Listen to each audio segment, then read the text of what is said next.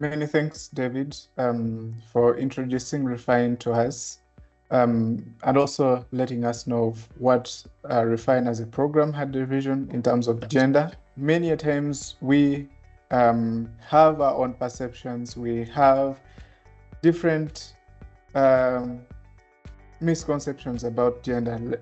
Allow me to use that word.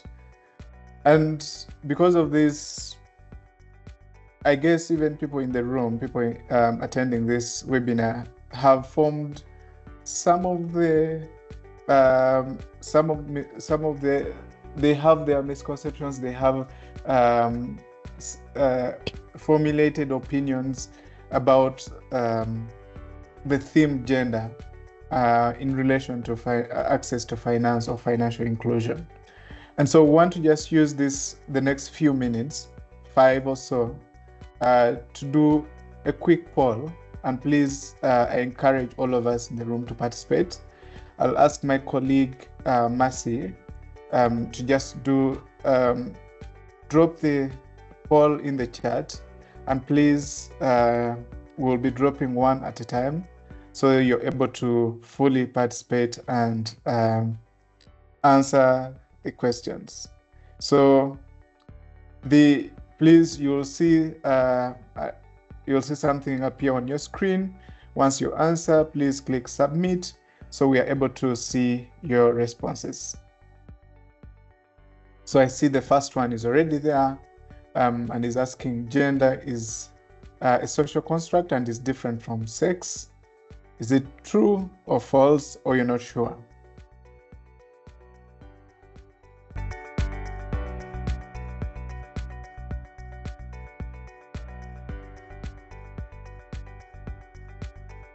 Number 2, gender equality relates to women, girls, men, and boys having access to the rights and resources. Gender equality relates to women, girls, men, and boys having access to rights and resources. True or false? True has the majority. A couple of people are saying false. The third question is, gender equity means that all human beings are free to make their own choices without... I think the question is not complete, Mercy. But it says gender equity means that all human beings are free to make their own choices, perhaps without the influence of...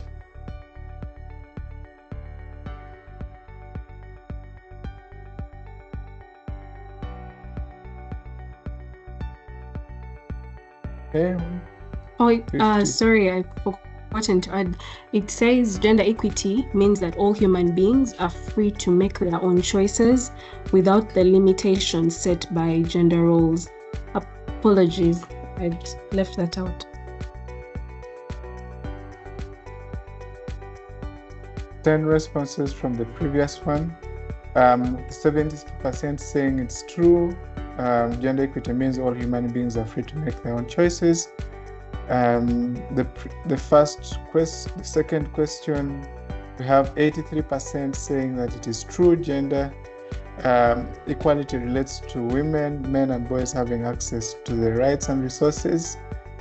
And then the first one, 100%, majority of all the respondents say gender is a social construct and is different from sex. All right. And so for the benefit of time, okay, there's the next question. Which barriers to access to microfinance equal affect or concern men and women? So is it domestic violence, lack of collateral, low literacy levels, high interest rates, limited decision-making power?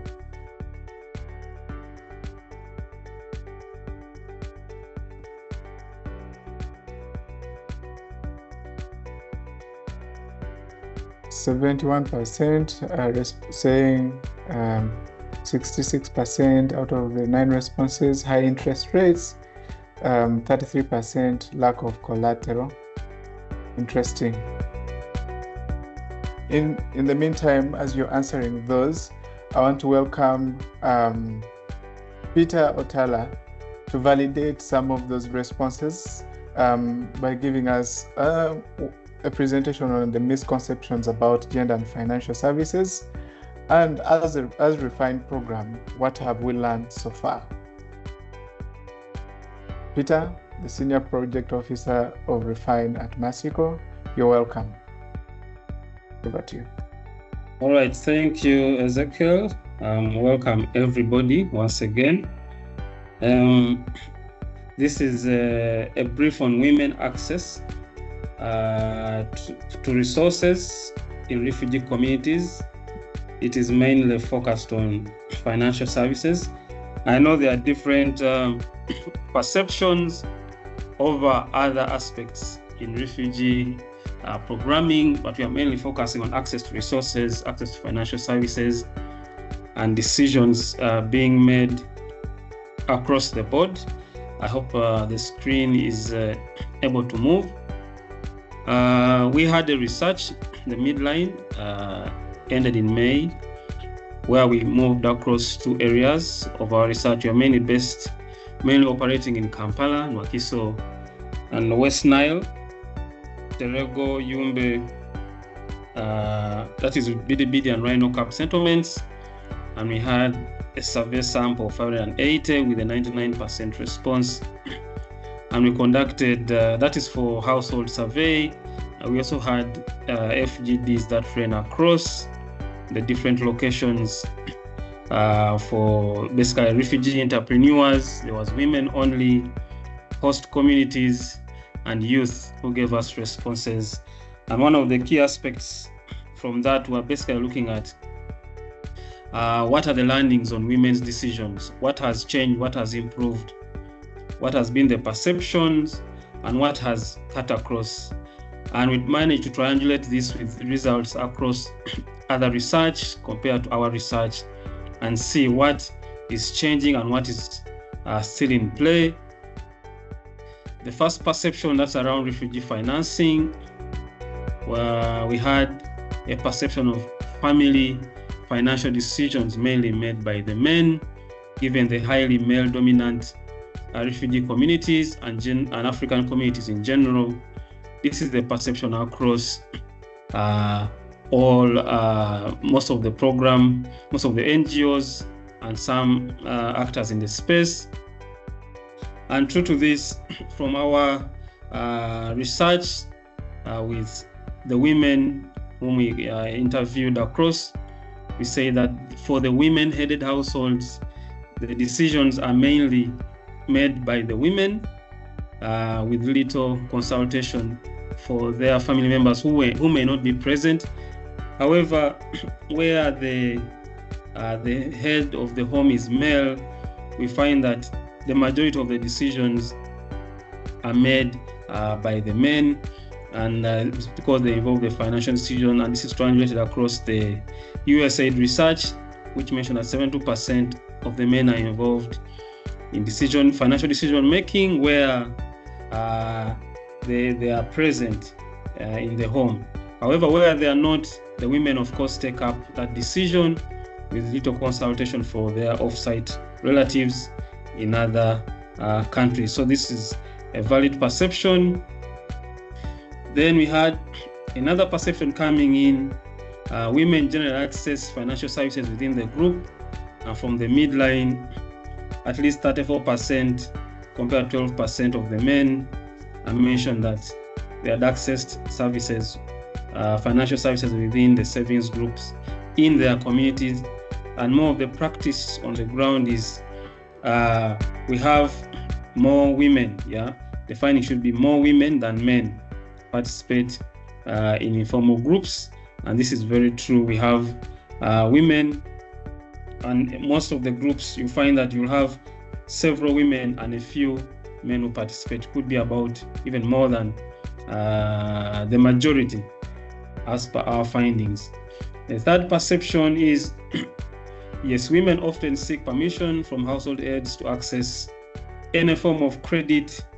And from our research, we realize that this is not entirely true. most of the women mentioned that they do not need permission from family members to access credit, even when the men or their husbands are the heads of the households. And from the USAID research, we realized that only 51% of the men are involved in this decision-making process. However, there is no explicit permission that is required for women to access credit. And this is, I think, an improvement over the years, where we find that women are becoming more empowered to demand and use financial services, especially for their small and micro businesses that they run. Then the other perception, we had one of men do not always approve of their spouses supporting their own family members financially. This is a woman who needs to support maybe her sister or brother, let us say, with school fees, with any other support that is required. So I realized from the midline finding that this perception is largely true, and we've had men often oppose women supporting their own family members. So from the research, we realized that when this is to happen, women often ask for permission to receive this, to share this support with their family members, or it is provided secretly. So if a lady wants to send help, sometimes they do it on their own without informing the husband, because the men often would oppose such support. So that is a perception that came out strongly in our research, and we feel that with time there should be more equality in this case, where men freely approve of women supporting their own family members. Then the other support is that we had the perception that women are not consulted when expensive family assets are being purchased. Assets could mean land, could mean big assets, a car, and other more expensive assets, a motorcycle. Yes. So from our survey, the views came in strongly that women are actually consulted when assets are being bought. The large and more expensive family assets are being bought or being acquired for maybe farming or for other business activities or for home use. The women views are accepted. From the USAID survey, it puts it at 26%, which is still a small percent of decision making. So women are consulted. This, though it is still at a small and a very small scale, but it is happening nonetheless. So we see more empowerment coming on board if women are being consulted when expensive assets, so that women are not only left for micro purchases at home, food and a small item, but when significant assets are being acquired, we want to see more and more women. This improves women decision making, women control over some assets, and women involvement in assets and decision making and other aspects around the home. Then the final is the view as access to financial services is still one of the causes of gender-based violence. And from our survey, we found out that there are still pockets of gender-based violence caused by accessing credit, though at a very small scale, less than 10% who mentioned this. The causes of gender-based violence are usually brought about by other reasons except for access to finance. This is because women have been, over the years, the refugee women have been empowered to form especially saving groups and be able to save and access credit, and also the use of male gender champions to ensure that women are allowed to save and participate in saving groups within their communities. So this has